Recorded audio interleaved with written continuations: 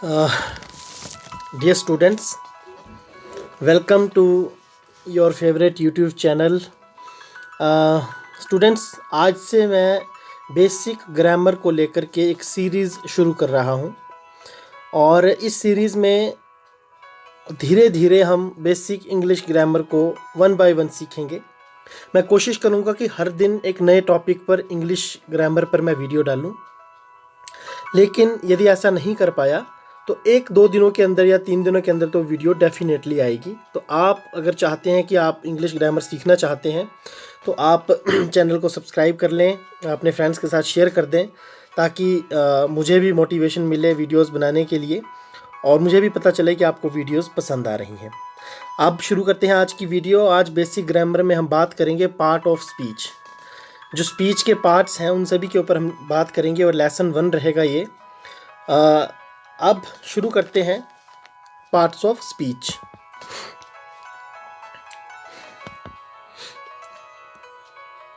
बच्चों, words are divided under different kinds according to the work they do in a sentence. यानी कि जो शब्द हैं वो एक वाक्य में अलग अलग प्रकारों में विभाजित रहते हैं, उन्हें बांटा गया है जो कार्य वो करते हैं उस कार्य के अनुसार। और ये जो प्रकार हैं या दीज काइंड्स जो हैं, ये सभी की सभी प्रकारों को हम क्या कहते हैं? Parts of speech. और ये कितने हैं? यह संख्या में 8 हैं। They are 8 in numbers. आपको ये समझना बहुत जरूरी है, इसे बिल्कुल ध्यान से समझिए कि स्पीच क्या है। हम कोई भी जब कुछ भी बोलते हैं दैट इज़ अ स्पीच। जैसे मैं अभी आपसे बात कर रहा हूँ इंग्लिश में, हिंदी में कर रहा हूँ, फिर मैं इंग्लिश में करता हूँ, तो what ever I am talking with you is called speech. और जो स्पीच मैं आपके साथ बात कर रहा हूँ उसके जो हिस्से हैं, क्योंकि एक वाक्य यदि मैंने बोला तो वो पूरे के पूरे वाक्य में ऐसा नहीं है कि वो पूरा वाक्य एज ए होल है, वो एज ए पार्ट हमें उसको देखना पड़ेगा और उसके पार्ट्स जो हैं उन्हें ही हम पार्ट्स ऑफ स्पीच कहते हैं।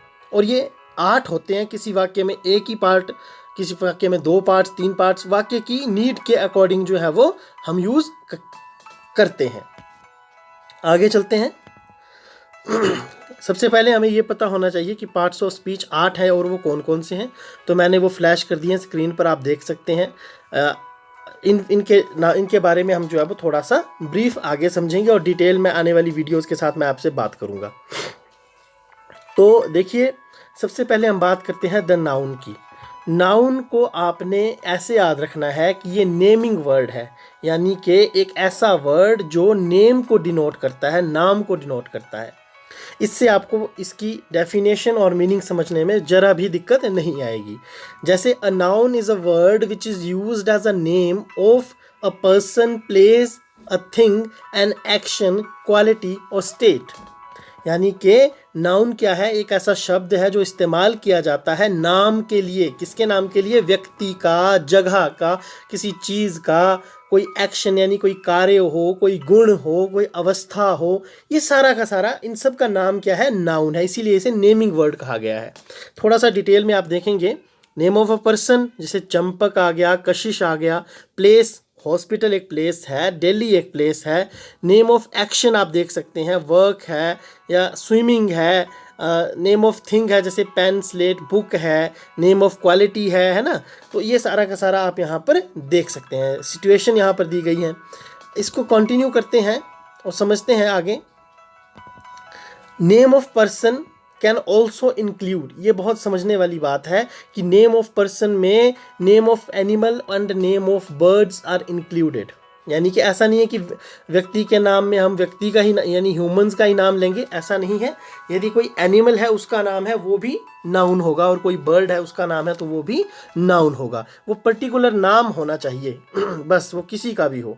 इसी प्रकार से नेम ऑफ थिंग्स में क्या क्या इंक्लूड हो सकता है? Rivers, seas, books, months, groups, mountains, trains, days और नेचुरल एलिमेंट्स। यानी कि नदियाँ जितनी की हैं आपकी सारी की सारी, समुद्र जितने हैं, किताबें हैं, महीनों के नाम हैं जैसे जनवरी, फरवरी, मार्च, अप्रैल, मई। माउंटेन्स हो गए। इसी तरीके से ट्रेन्स हो गए, राजधानी एक्सप्रेस है, समता एक्सप्रेस है, संपर्क क्रांति है। Name of days, Sunday Monday हो गया है ना। और नेचुरल एलिमेंट्स, सन, मून, स्टार्स, ये सारे के सारे क्या है? नाउन है। तो इनको हमने डिटेल में जाना। अब देखते हैं कि नाउन को हम कैसे लोकेट करेंगे इन अ पर्टिकुलर सेंटेंस, यानी हम कैसे फाइंड आउट करेंगे एक सेंटेंस में कि नाउन कौन सी है। अब देखिए क्रिया में यानी वर्ब में कौन, किसने, क्या या किसको लगाने से उत्तर में जो व्यक्ति, वस्तु, स्थान, कार्य, अवस्था या गुण आए वह नाउन होगा। मैं आपको थोड़ा सा इसको बिल्कुल साधारण शब्दों में बताता हूँ। जैसे राहुल प्लेज क्रिकेट। अब यहाँ पर क्या है, राहुल क्रिकेट खेलता है, ठीक है। अब इस वाक्य में क्रिया क्या है, खेलता है ना, प्लेज है ना इसमें वर्ब। अब क्रिया में आप क्या लगाएंगे, कौन लगाते हैं, ठीक है। प्लेज, कौन प्लेज मतलब कौन खेलता है, राहुल। राहुल क्या हुआ, नाउन। किसने, अब किसने तो यहाँ एप्लीकेबल नहीं है, तो क्या, राहुल क्या खेलता है, क्रिकेट, पता चल गया। यानी कि इस तरीके से हम बहुत आसानी से नाउन को लोकेट कर सकते हैं। नेक्स्ट चलते हैं फ्रेंड्स। आगे है द प्रोनाउन। जैसे नाउन नेमिंग वर्ड है, वैसे प्रोनाउन क्या है, सब्स्टिट्यूटिंग वर्ड, यानी कि एक ऐसा शब्द जो स्थानांतरित किया जाता है, स्थानांतरित होता है, किसी का स्थान लेता है, सब्स्टिट्यूट करता है किसी को। तो a pronoun is a word which is used in place of a noun, यानी कि किसकी जगह लेता है प्रोनाउन, नाउन की जगह। तो आपने बिल्कुल ध्यान से दिमाग में रखना है, नाउन क्या है, किसी का भी नाम, प्रोनाउन क्या है, नाउन की जगह पर जो यूज किया जाए। जैसे Kailash will not come as he is not well today. Kailash will not come as he is not well today. आज कैलाश नहीं आएगा क्योंकि वह ठीक नहीं है। अब यहाँ पर ही क्या हुआ, ही हुआ यहाँ पर प्रोनाउन। इसी तरीके से साधना इज माई बेस्ट फ्रेंड। अब साधना इज माई बेस्ट फ्रेंड के बाद दोबारा से साधना को रिप्लेस किसने किया, शी ने। She is 28 years old। अब ये ही और शी क्या है, बोथ आर नाउन। अब प्रोनाउन की पहचान की बात आती है ना। तो ये बहुत आसान है, जैसे हम नाउन की पहचान करते हैं ठीक वैसे ही हम प्रोनाउन की भी पहचान कर सकते हैं। इसको आप ट्राई करके देखें। यदि कोई दिक्कत आए तो आप कमेंट सेक्शन में अपना कमेंट डाल सकते हैं, मैं आपको पर्सनली भी इसके बारे में जो है वो बता दूंगा। नेक्स्ट आता है डियर स्टूडेंट्स, एडजेक्टिव। अब एडजेक्टिव जो है ये क्वालिफाइंग वर्ड है, यानी कि ये किसी भी उस नाउन या प्रोनाउन को क्या करता है, क्वालिफाई करता है, उसके मीनिंग में कुछ ऐड करता है, ठीक है। और इसी से इसकी डेफिनेशन बन जाती है। जैसे an adjective is a word which adds something to the meaning of a noun और प्रोनाउन। यानी एडजेक्टिव क्या है, एक वर्ड है, ठीक है। सिमिलरली जैसे नाउन भी एक वर्ड है, लेकिन कौन सा वर्ड है, नाउन कौन सा वर्ड है, जो किसी का नाम बताता है। प्रोनाउन भी एक वर्ड है, कौन सा वर्ड है, जो नाउन के प्लेस पर यूज किया जाता है। अब एडजेक्टिव भी वर्ड है, बट कौन सा वर्ड है, विच एड्स समथिंग, जो कुछ ऐड करता है to the meaning of a noun और प्रोनाउन, जो कुछ ऐड करता है, कुछ जोड़ता है, किसमें, अर्थ में, संज्ञा और सर्वनाम के। जैसे साक्षी इज अ गुड गर्ल। अब यहाँ पर साक्षी इज अ गर्ल तो हमें पता चल गया, लेकिन इस जगह पर नाउन और प्रोनाउन में, यानी नाउन कौन कौन से हो गई, साक्षी भी नाउन है और गर्ल भी नाउन है। अब इन दोनों में क्या ऐड हो रहा है, किस वर्ड से कुछ ऐड हो रहा है, वो है गुड से। तो गुड क्या हुआ यहाँ पर, प्रोनाउन हुआ। इसी तरीके से दिस शर्ट इज रेड। अब इसमें भी हमें पता चल जाएगा, रेड क्या हुआ, एडजेक्टिव। और अगले में एडजेक्टिव है black, that cow is black. अब संज्ञा में हम इसको आइडेंटिफाई कैसे करना है, ये भी ध्यान रखने वाली बात है। संज्ञा में कैसा, कौन सा, कौन सी, कितना या कितनी, ये शब्द यदि हम लगाते हैं और प्रश्न पूछते हैं तो इसकी पहचान की जा सकती है। जैसे साक्षी कैसी लड़की है, गुड, अच्छी लड़की है, तो गुड क्या हुआ, एडजेक्टिव हुआ। इसी प्रकार से कौन सा, ठीक है, या हम अब यहाँ पर देखें कि गाय कैसी है, ठीक है, तो कैसे पता चलेगा, रेड से पता चलेगा, ठीक है। तो इस तरीके से हम इस चीज़ का भी पता लगा सकते हैं। अब बारी आती है वर्ब की। वर्ब क्या है, वर्ब है सेइंग वर्ड। वर्ब मतलब सेइंग वर्ड यानी जो कुछ बताए, जिसमें किसी कार्य के होने का बोध हो, और इसी से इसकी डेफिनेशन बन जाती है a verb is a word which says something about person, place और थिंग, जो किसी व्यक्ति, वस्तु, स्थान के बारे में कुछ बताए। ठीक है, it tells about work being done, क्या काम किया हुआ, मतलब काम के बारे में ये बताती है, एक्शन क्या हो रहा है उसके बारे में वर्ब बताती है। सो एक्शन वर्ड भी कहा जा सकता है। जैसे मैंगो टेस्ट्स स्वीट। अब मैंगो क्या है? मैंगो नेचुरली एक नया नाम है, किसका नाम है? फ्रूट का, तो ये तो हुआ नाउन। ठीक है, स्वीट क्या हुआ? स्वीट एक, स्वीट से कुछ ऐड हो रहा है मैंगो में, तो वो क्या हुआ? एडजेक्टिव हुआ। अब टेस्ट यानी चखने पर, तो चखना क्या हुआ यहाँ पर? वो हुआ वर्ब यानी कि क्रिया। सिमिलरली क्राउडेड क्या हुआ नेक्स्ट सेंटेंस में? वर्ब। और राकेश राइट्स अ लेटर में राइट्स क्या है? वर्ब है। अब आगे अगर हम चलें कि कैसे हम फाइंड आउट करेंगे वर्ब को, तो देखिए जो शब्द हिंदी अनुवाद में वाक्य के अंत में आए, जैसे फॉर एग्जाम्पल एक मैं सेंटेंस लेता हूं, सीता राइट्स अ लेटर, सब कुछ यहां पर दिया हुआ आप देख सकते हैं। सीता राइट्स अ लेटर, मैंने ये सेंटेंस लिया और इस सेंटेंस को जब मैंने ट्रांसलेट किया तो इसका ट्रांसलेशन हुआ सीता पत्र लिखती है। अब अंत में क्या आया? लिखती है। तो लिखती है यानी राइट्स क्या है? वर्ब। तो वर्ब को आइडेंटिफाई करने का पहला तरीका। दूसरा, वर्ब मोस्टली, मोस्टली सब्जेक्ट के बाद यूज होती है, यानी कि राखी ईट्स ब्रेड। अब सब्जेक्ट क्या है? राखी, तो राखी के बाद क्या यूज हो रहा है? ईट्स, यानी ईट्स जो है वो यहाँ पर वर्ब है। रश्मि लव्स, यानी रश्मि के बाद क्या यूज हो रहा है? लव्स, तो रश्मि क्या हुआ यहाँ पर? रश्मि यहाँ पर वर्ब हुआ। एक लास्ट इसकी आइडेंटिफिकेशन मैं बता दूं, जब हम सब्जेक्ट में क्या करता है या ने क्या किया, क्या करेगा, को क्या हुआ, इस तरीके के क्वेश्चंस पुटअप करते हैं तो वर्ब हमारे सामने निकल के आ जाता है। जैसे Urmila reads a letter, Urmila ने क्या किया? उर्मिला ने लेटर पढ़ा, रीड्स, यहाँ पर रीड्स हमारे सामने निकल कर आ गया। Radha have purchased clothes, Radha ने कपड़े खरीद लिए हैं। क्या किया है? कपड़े खरीद लिए हैं। तो यहाँ पर खरीदना क्या हुआ? परचेज्ड क्या हुआ? ये वर्ब हुआ। और अगले सेंटेंस में जैसे कि आप देख रहे हैं, Mishra ji stood first in the class, यानी कि वह क्या आए? वह प्रथम आए अपनी कक्षा में। ये थी वर्ब की बात। अब जैसे नाउन नेमिंग वर्ड है, यानी नाउन किसी का नाम बताता है, प्रोनाउन नाउन की जगह यूज होता है, और एडजेक्टिव नाउन और प्रोनाउन के बारे में कुछ बताता है, वैसे ही वर्ब अगर एक्शन वर्ड को बताता है, क्या काम हुआ है वो बताता है, तो जो एडवर्ब है वो वर्ब में कुछ ऐड करता है। ये आप जनरली समझ लो। लेकिन डेफिनेशन के अकॉर्डिंग यदि हम चले तो डेफिनेशन भी लगभग ऐसी ही है, लेकिन समझने के लिए मैंने आपको ये थोड़ा सा हिंट दिया है।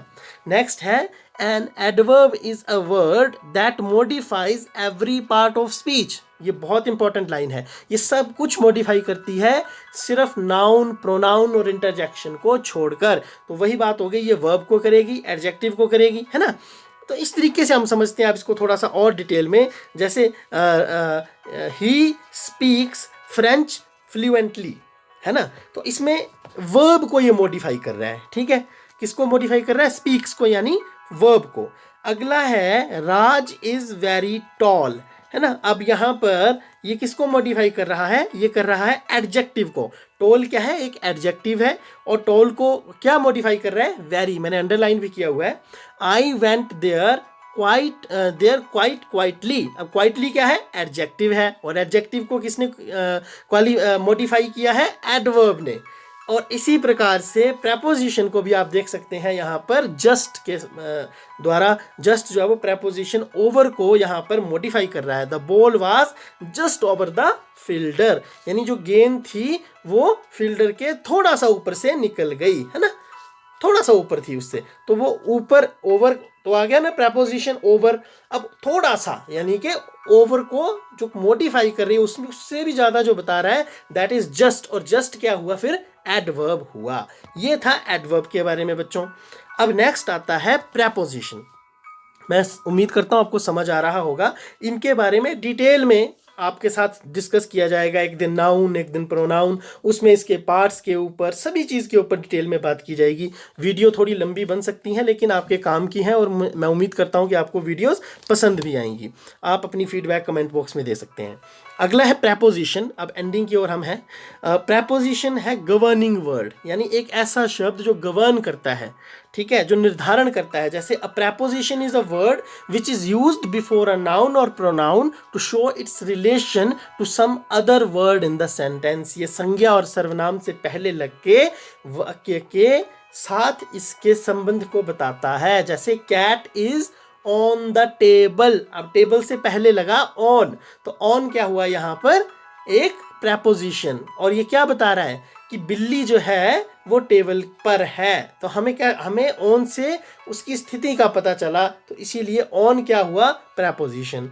वाटर इज इन द जग, अब जग भी क्या है, एक नाउन है और इन उससे पहले लगा है, तो इससे हमें इनसे क्या पता चला कि जग के अंदर पानी है। इसी प्रकार से आगे यदि हम चलें, मैं अब बस लास्ट के 2 बचे हैं। जो सेकंड लास्ट है दैट इज कंजंक्शन। अब इसे हम बिल्कुल ध्यान से, जैसा conjunction means connection, connecting word, ये कनेक्ट करता है। A conjunction is a word which is used to join 2 words, या 2 शब्दों को ज्वाइन करता है, 2 क्लॉजेज, 2 क्लॉजेज को ज्वाइन करता है, या 2 सेंटेंसेस, 2 सेंटेंसेस, 2 वाक्यों को जोड़ता है। जैसे राम एंड श्याम, ठीक है, दीज आर 2 वर्ड्स, इनको जोड़ा, आर फ्रेंड्स, तो एक वर्ड को एक फेज के साथ, क्लॉज के साथ जोड़ दिया, ठीक है। गांधी जी सेड डू और डाई, महात्मा गांधी जी ने कहा करो या मरो, तो एंड और क्या हुए, कंजंक्शन यहां पर हुए, ये कनेक्ट कर रहे हैं, that is why they are called conjunctions. Last but not the least, very important, the interjection. इसे हम एक्सक्लामेटरी वर्ड भी कहते हैं, और इसकी डेफिनेशन है, an interjection is a word which expresses, ये क्या एक्सप्रेस करता है, क्या दर्शाता है, क्या बताता है, सम सडन फीलिंग्स, थोड़ी जो एक अचानक भावनाएं हमारे मन में आ जाती है ना, सडन फीलिंग्स, ठीक है, उनको बताता है, इमोशंस को बताता है, ठीक है, मतलब हमारे भावों को बताता है, ठीक है, इस चीज़ को ये बताता है। अब इसको आप थोड़ा सा देख सकते हैं, जैसे मैं आपको बताता हूँ। For example, oh what a nice lady, है ना, कई बार हम बोलते हैं ना, अचानक से जब किसी खूबसूरत हमने लेडी को देखा तो अचानक से सडन फीलिंग्स हमारी जो एक्सप्रेस हुई, ओह, तो the word oh is called interjection, and this word is followed by sine of exclamation, जो यहाँ पर आपके सामने दिया गया है। तो इस तरीके के बहुत से वर्ड हैं, जैसे hello, how are you, bravo, we have won the match, alas, I have lost my purse. इस तरीके से ये आप इसको बहुत अच्छे से समझ सकते हैं। इस वीडियो को आप चाहें तो रिवाइंड करके भी देख सकते हैं। वीडियो में मैंने अपनी तरफ से कोशिश की आपको अच्छे से बताने की। Last, thank you so much dear students. Next video में हम मिलेंगे, उस वीडियो का टॉपिक रहेगा the noun. Stay connected with your favourite YouTube channel, और मैं उम्मीद करता हूँ आपको वीडियोस ज़रूर पसंद आई होगी। खुलकर जियो, जी भर के जियो, stay home, stay safe. Thank you so much.